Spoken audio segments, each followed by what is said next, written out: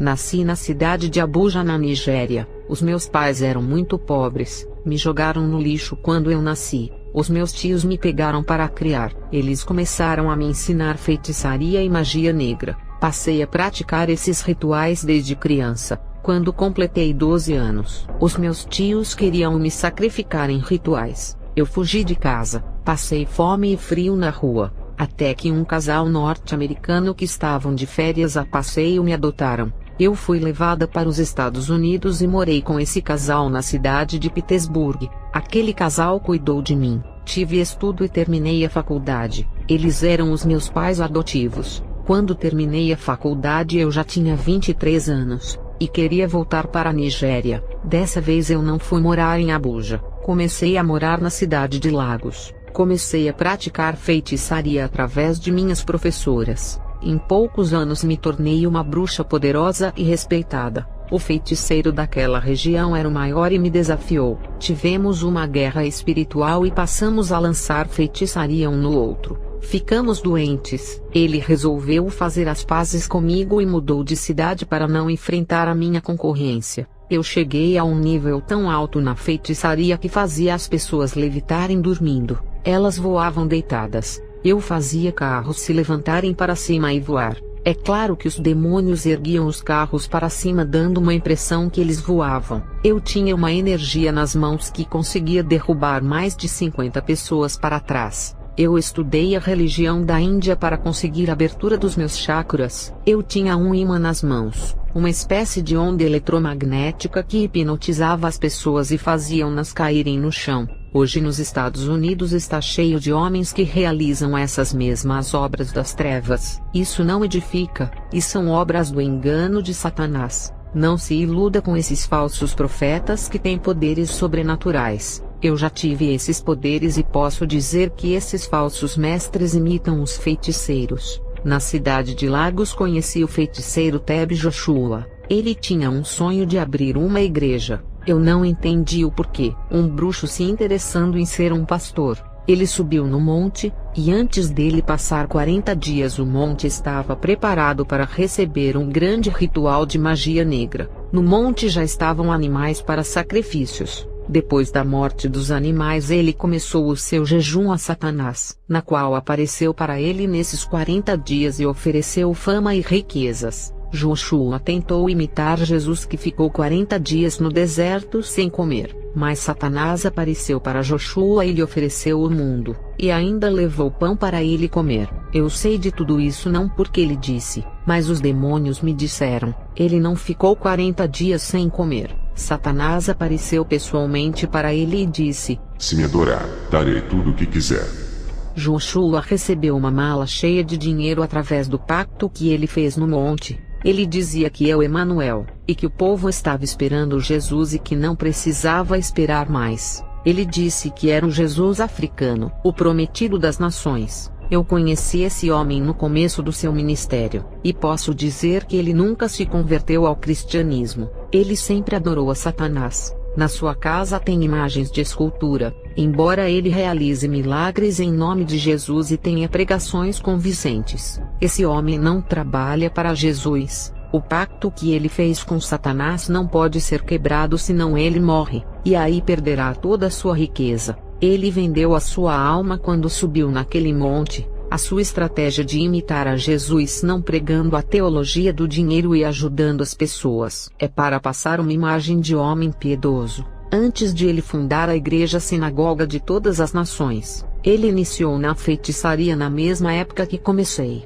Ele disse que queria aperfeiçoar os dons de curandeirismo. A igreja do profeta Joshua é tão protegida pelos demônios que ele fez um pacto de proteção espiritual contra os terroristas muçulmanos da Nigéria. O grupo terrorista Boko Haram não tem forças para cometerem atentados contra a igreja de Teb Joshua, enquanto as outras igrejas sérias são provadas por Deus e sofrem perseguições desse grupo. Os cristãos que amam a Deus têm morrido por ele por causa desse grupo terrorista sendo martirizados até a morte. Joshua não vai morrer pelas mãos desses terroristas por causa do pacto que fez com Satanás, enquanto ele não cumprir a sua missão de levar o maior número de almas para o inferno. não irá morrer por ser muito útil para os serviços das trevas. Eu estou denunciando esse falso Cristo. Antes eu tinha medo de morrer amando dele. Eu só tive coragem de denunciar esse falso Messias agora que sou uma cristã. Tenho Deus que é maior do que os demônios da vida dele. Quem tem dúvida do que eu falo, preste atenção em suas pregações. Ele não prega contra o pecado da vaidade defendendo a santidade do corpo. Ele não pode pregar contra isso por causa do contrato de sangue pactual que fez. As suas obreiras andam pintadas com maquiagens. Mesmo que Joshua pregue a verdade como está na Bíblia, isso não faz dele um verdadeiro servo de Deus. A marca de um verdadeiro profeta não é o que se prega, mas o que se vive. Mateus 23:3 diz: todas as coisas pois que vos disserem que observeis, observai-as e fazei-as, mas não procedais em conformidade com as suas obras, porque dizem e não fazem. Jesus disse para obedecer à verdade que eles pregam, mas não sigam as suas práticas. Se um falso profeta chegar a pregar a verdade dentro da Bíblia, podemos ouvir e praticar não fazendo o que ele faz. As práticas da igreja de Joshua são heresias destruidoras como objetos sagrados, água benta, água da libertação e a piscina santa. Surgem boatos que ele ressuscita mortos. O poder da vida está nas mãos de Jesus. Satanás não tem esse poder. As pessoas desacordadas que são levadas para ele estão inconscientes e vivas, não mortas como dizem. Quando a minha mãe morreu, eu o chamei para fazê-la voltar a viver, já que se diz ser o profeta da ressurreição. Ele foi à casa da minha mãe e ficou sozinho com o corpo morto dela. Todos saíram do quarto deixando ele sozinho. Houve várias tentativas dele tentando fazer a minha mãe voltar à vida, mas nada aconteceu. Ele disse que Deus não queria ver a minha mãe viva, e que ela não iria retornar a viver porque não era da vontade de Deus. Ele foi embora, e quando eu entrei no quarto, vi que em cima do corpo da minha mãe haviam ervas e gotas de sangue que não eram dela. Eu achei estranho um cristão usar ervas para ressuscitar alguém, e ainda tirar um pouco do seu sangue. Eu que já fui uma feiticeira, sei que o ritual de sangue é para trazer a vida de uma pessoa. Nenhum feiticeiro até hoje conseguiu ressuscitar o morto cortando o seu pulso e passando para o morto o seu sangue, que significa vida. Já que o morto não tem mais vida, eu posso afirmar que ele não tem coração. Uma espécie de anticristo africano que conquista multidões através dos seus atos de caridade. Esse homem maligno mistura a palavra de Deus com magia negra, uma mistura de cristianismo com a feitiçaria. Ele abusou de mulheres jovens dizendo que o seu espermatozoide é santo, e qualquer mulher que receber o sêmen santo terá uma semente santa no seu ventre, e o filho nascerá santo com uma descendência abençoada. Quando ele percebeu que eu sabia dessas coisas, me ameaçou dizendo para eu ficar calada se eu não quisesse ser estuprada por ele. Tudo era porque o seu ministério estava começando, e qualquer escândalo arruinaria a sua reputação. Ele preferia as moças virgens para fazer a fecundação santa. Ele acendia um monte de velas em cima do altar da sua igreja, e fazia um ritual de magia negra para realizar milagres. Ele fez isso um dia antes da inauguração do seu ministério. Tudo isso para as curas e os milagres acontecerem. Eu participei desse ritual com 2 feiticeiros e 2 feiticeiras. Fomos convidados para ajudar Joshua nesse dia. Ele entrou em transe espiritual, um tipo de hipnose onde ele recebeu um dom de linguagem espiritual, e passou a conversar com os espíritos e recebia mensagens do além, uma espécie de recado. Ele foi possuído por um demônio, pegou um papel e caneta e passou a psicografar com letras parecendo símbolos de escritas antigas. Ele disse que estava recebendo uma revelação do mundo espiritual. As obras humanitárias que Joshua realiza para ajudar as pessoas é um meio de esconder a sua verdadeira identidade. Ele colocou detrás do altar água benta, igual às que tem nos filmes de vampiros. Essas águas consagradas aos demônios ele joga no rosto das pessoas,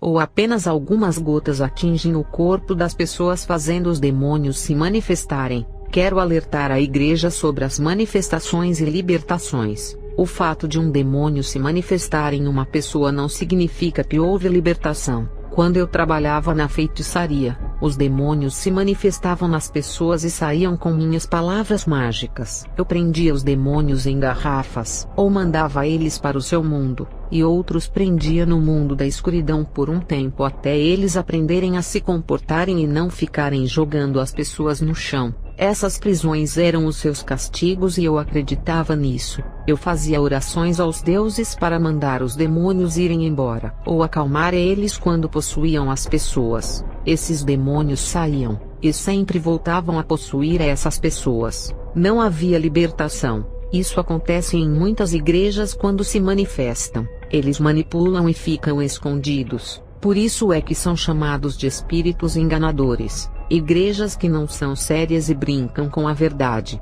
Eles fazem que muitos pastores que não vivem o evangelho pensem ter autoridades sobre eles. Assim são os demônios enganando esses pobres homens. Eles fazem pensar que são homens de Deus convencendo esses pastores. Isso é o que acontece nos cultos de Teb Joshua. Uma variedade de manifestações demoníacas onde esses espíritos do mal dão espetáculos nas câmeras ao vivo na rede de televisão. Os demônios querem aparecer em rede nacional e se tornarem famosos, enquanto Joshua zomba das pessoas endemoniadas. Ele arma o palco para que os seus demônios venham fazer o circo, aonde quem são os palhaços são os possuídos por demônios ao vivo na televisão. Os demônios colocam na mente de vários pastores que não precisam se arrepender, orar e santificar as suas vidas para expulsar os espíritos malignos. Os demônios dizem que são expulsos através da fé. Não importa as condições de vida que as pessoas vivem, Deus pode aprovar um ministério de libertação onde não prega a verdade. Não é somente a unção de um homem de Deus ou a sua oração que faz demônios se manifestarem. Quando se prega uma exortação contra o pecado ou contar um testemunho sobrenatural, eles também se manifestam quando querem. As suas manifestações são para tirar a atenção da palavra e bagunçar o culto. Ele transforma o palco de sua igreja em diversões de demônios nas sessões de libertação. Hoje Teb Joshua é milionário e um homem famoso. Vocês devem estar perguntando se devem acreditar em uma desconhecida, ou em um homem famoso mundialmente que a mídia fez dele um profeta do povo. Antes de me julgarem, deveriam orar a Deus para obterem resposta se eu estou errada. O véu da separação se rasgou. Vocês podem entrar na presença de Deus e receberem uma resposta. A igreja não quer orar para ter revelações, e preferem acreditar nesse falso profeta. Esse homem faz programação no canal de televisão Emmanuel TV. A Bíblia condena ter televisão, e muito menos fazer programações em emissoras satânicas. Verdadeiras Babilônias virtuais que conduzem ao inferno. Essas emissoras são recheadas de falsos profetas que usam a mídia para aumentarem o rebanho. Sendo assim, o dinheiro irá aumentar. Joshua tem um clube de futebol que ele mesmo fundou para jogar campeonatos na Nigéria. O seu projeto é fazer com que esse clube cresça e se torne conhecido para que a sua renda financeira aumente. Um homem que se diz de Deus que cria um clube de futebol que é a maior idolatria do mundo. Ele fez do seu clube um Deus, aonde a maioria dos torcedores vão se matar por esse clube. Já tem jogadores desse clube que já viraram ídolos. Ele recruta meninos para esse clube que serão novos ídolos do futebol, na qual a população irão adorar esses jogadores e também o clube de futebol. O que Jesus tem a ver com o futebol? Porque ele se diz homem de Deus, e está envolvido com as coisas desse mundo. Salmos 81:9 diz: não haverá entre ti Deus alheio nem te prostrarás ante um Deus estranho. Êxodo 20 versículo 3 diz: não terás outros deuses diante de mim. Jeremias 25:6 diz: e não andeis após outros deuses para os servirdes e para vos inclinardes diante deles. Joshua é o profeta que agrada o presidente da Nigéria, também pessoas ricas e a maioria dos cristãos. Jesus e os seus discípulos não agradavam a ninguém e foram perseguidos. Na igreja de Joshua não há renúncia dos pecados e arrependimento, só operações de milagres. A marca de uma igreja verdadeira não está baseada em curas. Mateus 24:24 diz: porque surgirão falsos cristos e falsos profetas, que farão tão grandes sinais e prodígios que, se possível fora, enganariam até os escolhidos. Vejo muitos escolhidos, homens servos de Deus acompanhando o ministério desse homem e o tendo como exemplo. Quando eu estava na feitiçaria eu fazia cair fogo do céu. Isso é normal na África. Qualquer feiticeiro africano em alto nível opera sinais grandiosos. Isso não é motivo para acreditar que o Espírito Santo está na vida de um bruxo. Muitas pessoas já denunciaram TB Joshua de abuso sexual e outros crimes. A delegacia da Nigéria ignorou os casos por se tratar de uma celebridade, fazendo pouco caso das pessoas que denunciaram. Em um país pobre onde a lei está do lado dos ricos e menospreza a classe mais baixa, Joshua tem dinheiro para comprar até a justiça na Nigéria. Em um país de crise, o dinheiro é ouro. A sua esposa Evelyn é traída, mas mesmo assim aceita o seu marido ter relações com outras mulheres. Ela não quer perder o seu milionário. Os meus pais biológicos conheceram os pais de TB Joshua, e sabem muito bem como a mãe desse feiticeiro se preparou em rituais para ele nascer. Joshua nasceu de uma família de feiticeiros. A sua mãe fez um pacto com Satanás e disse: "A criança que nascer do meu ventre irei consagrar ao Senhor." Satanás apareceu para ela e disse: Essa criança não pode nascer de 9 meses, que é a gestação normal que o homem do céu determinou. Depois dos 9 meses de gestação, esperará mais 6 meses, que é o meu número, e assim o menino nascerá. Ele será como um Messias, ganhará o mundo inteiro fazendo todos os milagres messiânicos. Essa criança nascerá de 15 meses, iguais aos rinocerontes negros, e será no dia 12 de junho. Essa é uma data simbólica. O dia 12 é o número da prudência. Ele será prudente. Irá disfarçar com a aparência de piedade. A sua camuflagem de homem de Deus será perfeita por pregar a palavra, mas não inteira, como meia-verdade. Nascerá no mês 6, que é o meu número preferido. A sua igreja será um aquário que vai prender multidões de peixes para mim. Meus amados irmãos, todos esses segredos a mãe de Joshua falou para minha mãe quando as duas praticavam feitiçaria juntas. A minha mãe nunca revelou esse segredo para ninguém a não ser para minha tia. O preço da revelação desse segredo custou a vida da minha mãe. Um demônio a atacou à noite e a estrangulou. O período de gestação da mãe de Joshua foram 15 meses. Foi algo sobrenatural, fora da lei natural. Esse tipo de gestação está fora do padrão que Deus determinou. Ele criou tudo perfeito. Cada gestação tem um tempo determinado. Uma cachorra tem gestação de 2 meses, enquanto a cabra é de 3 meses. Gênesis 1:31 diz: "E viu Deus tudo quanto tinha feito, e eis que era muito bom." A gestação humana é de 9 meses. Foi assim que Deus estabeleceu. Até o seu filho Jesus, quando se fez carne, nasceu de 9 meses. Joshua diz que a sua gestação foi especial. Ele não podia nascer de 9 meses e tinha que ser preparado por Deus dentro do ventre da sua mãe. Deus quebraria a lei natural da gestação por alguém especial? Nem com seu filho Jesus ele fez assim, e teve que nascer obedecendo a lei natural estabelecida por ele. Satanás interferiu na gestação da mãe de Joshua, o fazendo nascer de 15 meses. Como isso pode ser possível? A sua mãe entregou o próprio filho ainda no ventre para Satanás, dando legalidade para ele interferir no curso natural do nascimento. A Bíblia diz que Ana entregou o profeta Samuel a Deus no templo quando criança. Antes dele nascer, ela havia prometido. A mãe de Joshua fez ao contrário, entregou a Satanás. Ana entregou o seu filho a Deus, e o resultado foi a ele se tornar um grande profeta. A mãe de Joshua entregou o seu filho a Satanás, e o resultado foi um grande feiticeiro camuflado de profeta. A gestação de Joshua foi igual à de um animal, fugindo da imagem e semelhança de Deus.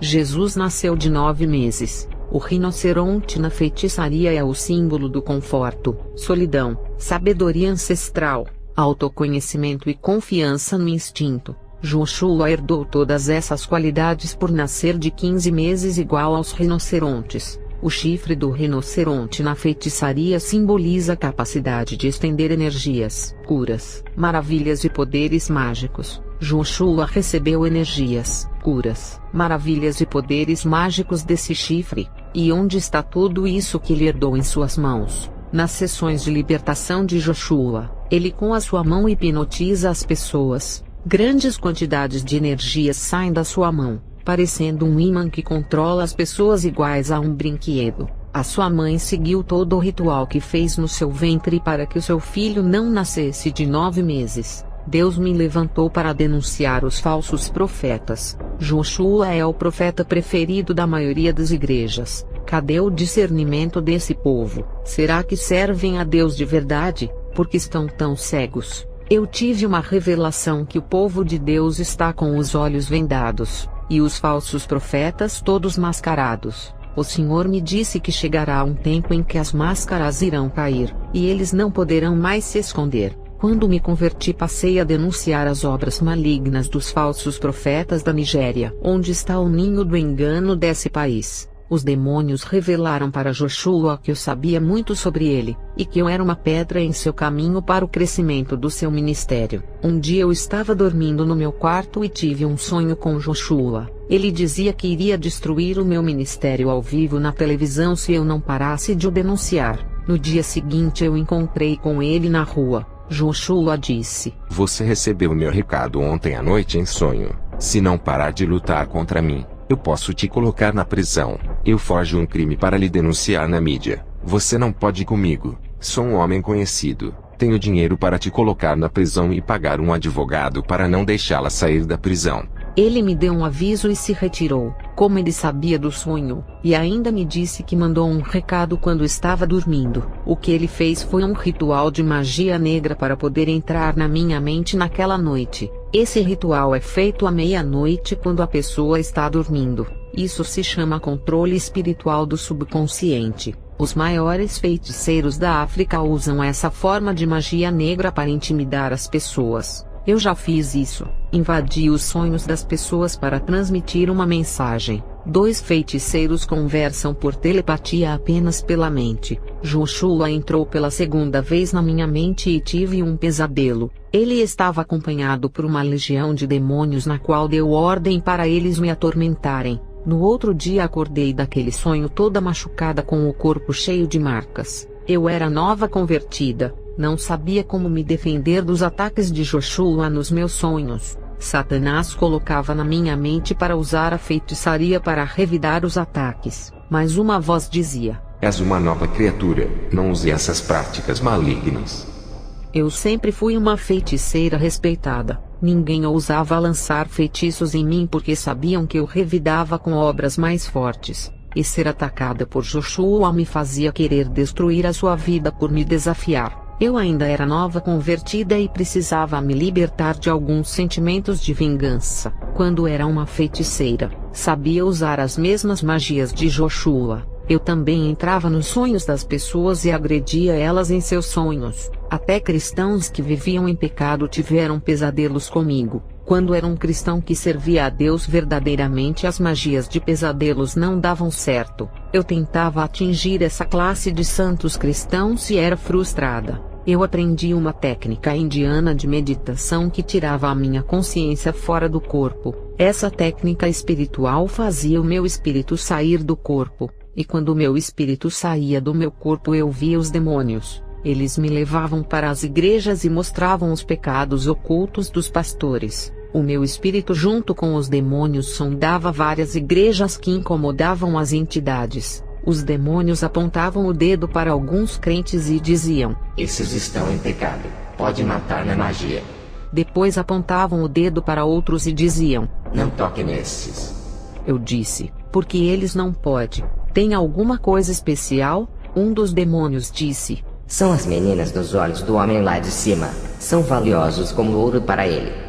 O meu espírito junto com os demônios visitamos muitas casas de cristãos, onde eles me mandavam marcar os seus rostos para destruí-los na magia. Todos os pontos fracos dos crentes eles me diziam para eu poder explorar. O meu desafio era saber como enfraquecer os crentes para poder fazê-los abrirem aberturas espirituais pecando. A técnica espiritual que eu usava para o meu espírito sair do corpo era para espionar lugares onde não podia entrar. Os demônios mentiam para mim, dizendo que os feiticeiros quando morrem vão para os Elíseos, um lugar lindo cheio de flores e campos verdes. Eu trabalhei muito para os demônios. Fiz tudo o que eles me pediram. Me tornei uma escrava deles. Quando uma legião de demônios incorporava em mim, bebia sangue de animais e comia carne crua. Eu era chamada de vampira por beber sangue. Cortava os meus pulsos e bebia o meu sangue. Também cortava o pulso das pessoas que aceitavam o pacto e bebia o sangue delas.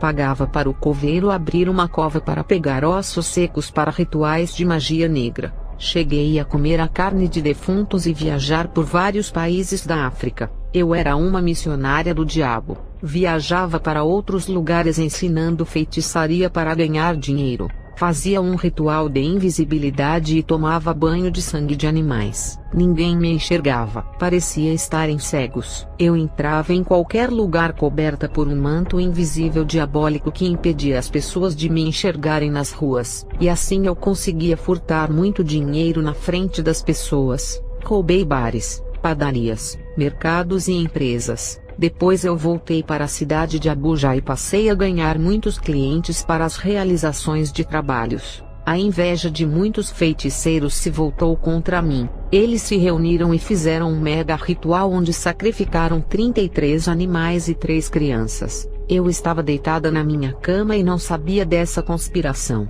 Recebi toda aquela carga de magia. Não conseguia me levantar. Estava com o meu corpo todo paralisado. Um demônio chamado Zaebros apareceu no meu quarto. Ele trabalhava comigo. Quando aparecia para mim, sempre me mandava fazer uma missão para ele. Mas naquele dia ele não foi me mandar fazer nada. Ele disse que os feiticeiros haviam feito um grande sacrifício para me matar. E disse que essa oferta era irrecusável. Ele teria que me matar de todo jeito. Eu não podia fugir. O meu corpo estava sem movimento por causa dos bombardeios de magias lançadas contra mim. Eu disse: "E a nossa amizade, Zaebros? Sou a sua serva preferida e trabalho para você." Zaebros me olhou com os seus olhos malignos e disse que não podia quebrar a aliança com os feiticeiros. Esse demônio puxou a minha alma para o inferno. Ele disse: "Venha morar na nossa morada eterna."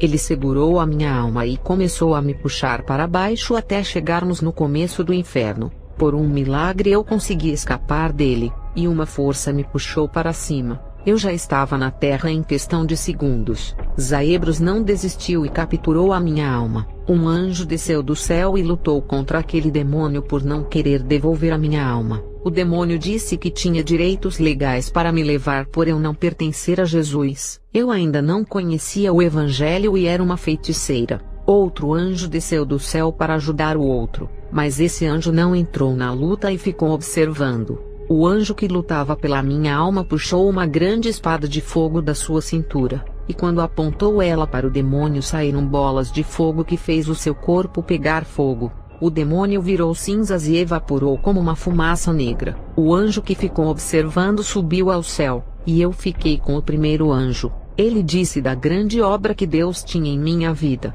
e falou sobre os meus pais biológicos que me jogaram no lixo. Eu iria morrer, mas Deus tocou no coração da minha tia para cuidar de mim. A minha tia era uma bruxa que me livrou de morrer naquele dia. Satanás sabia da obra de Deus na minha vida. Não se conformou com isso e usou a minha tia para me sacrificar em um ritual. A minha tia me pegou com 3 meses de idade no lixo, e quando completei 4 anos Satanás pediu a minha vida a ela. Quando os meus tios se preparavam para me sacrificar eu desapareci. Com 4 anos de idade saí pela porta de casa que eles deixaram aberta e nunca mais me viram. Deus tocou no coração de um casal norte-americano para me adotarem. Tudo isso Deus havia feito para preservar a minha vida. Morei nos Estados Unidos com os meus pais adotivos até aos 23 anos de idade. Voltei para a Nigéria para conhecer os meus parentes biológicos. Foi quando conheci as minhas primas e iniciei na feitiçaria.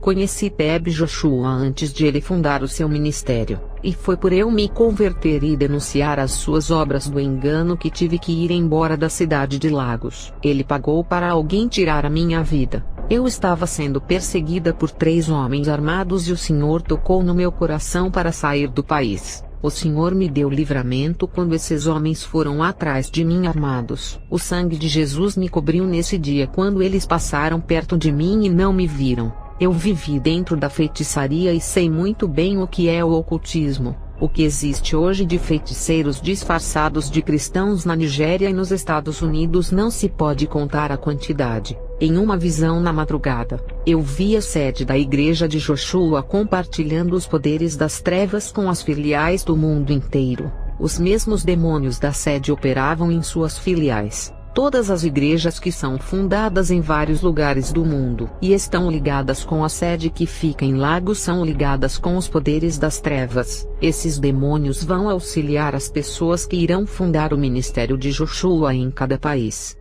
Não construam igrejas que venham a ter ligações com o ministério de Teb Joshua. Qualquer igreja que ainda não chamou Teb Joshua para fazer cruzadas evangelísticas, eu lhe peço em nome de Jesus, não chamem ele. Quando esse homem entra em qualquer país que o chamam para ministrar, legiões de demônios o acompanham. Aonde ele vai, deixa legiões de demônios em seus países como sinal da sua marca ministerial. Aonde ele vai, carrega uma legião de demônios que o seguem e os deixa em cada país onde ele pisa os seus pés. Muitos países estão importando demônios estranhos da Nigéria através desse homem. No seu país já existe legiões de demônios territoriais. Vocês vão querer que esse homem leve mais demônios africanos para a sua cidade? Esses demônios vêm de terras distantes e causam o maior caos e destruição. Se alguém tem dúvidas, orem na madrugada, e se for possível, jejuem e orem, e peçam respostas a Deus sobre esse homem que ele vai revelar. Que esse testemunho chegue aos ouvidos de várias nações para que se livrem do engano. Que Deus o abençoe. Amém.